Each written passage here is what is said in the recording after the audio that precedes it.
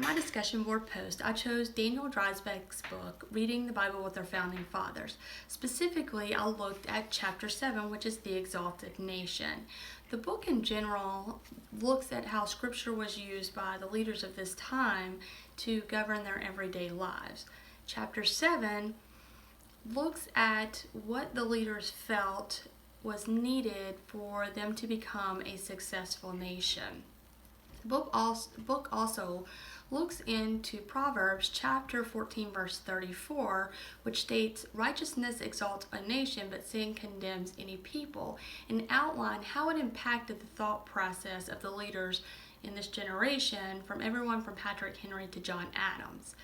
As Carl Richards states in his review of Dreisbach's book, due to their core beliefs, which was based in scripture, political power in the hands of one person was felt to be a very dangerous thing.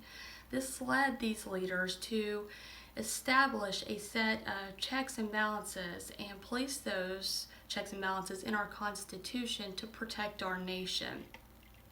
While reading this chapter, three things really stood out to me, and that was the founders' view on national character, their view on religion, and their view on equality. Samuel Adams felt and wrote several times that the honor and safety of our country depended on the character of our nation. And this meant that character, not our political or military accomplishments, would lead to the blessings of protection from God. This focus on character was stated not only in their personal writings, but in several political speeches given during this time frame.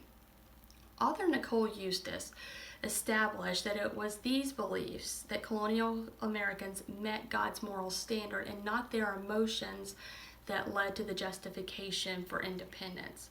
These beliefs also led people to believe that nations following this moral guide provided in Scripture would be rewarded, and those who succeeded at the detriments of others would be held accountable. They felt that national disaster was a result of national sin. The second thing was religion, and we've already established that religion played a large role in the lives of everyone during this time period.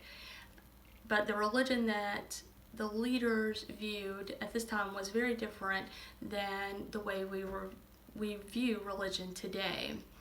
Abigail Adams wrote that in order to be a true patriot, a person must also have religion in their lives. This thought of religion and patriotism as being one thing was so strong and played such a role in their beliefs that George Washington stated that he would doubt the patriotism of anyone who did not have the same regard for religion. This connection of the two is not something we see always in modern times. The third thing that stood out to me was their focus on equality. According to Dreisbach, the Founding Fathers believed that in order for a nation to be blessed by God and considered righteous, no group of citizens should be favored over another. He also states that the sign of a successful nation would be the civil protection of all of the citizens. These beliefs are contradictory to the actions of the time where slavery was a very common thing. While their core beliefs, based in scripture, established that all people should be treated equally, according to William Freeling in his writings, the leaders were driven by their economic priorities instead. In conclusion, while the Founding Fathers based their moral guides in the scripture and outlined it very clearly in their writings and their speeches, they were still subject to the same systems that we are today, where we place focus on our economic and national strength.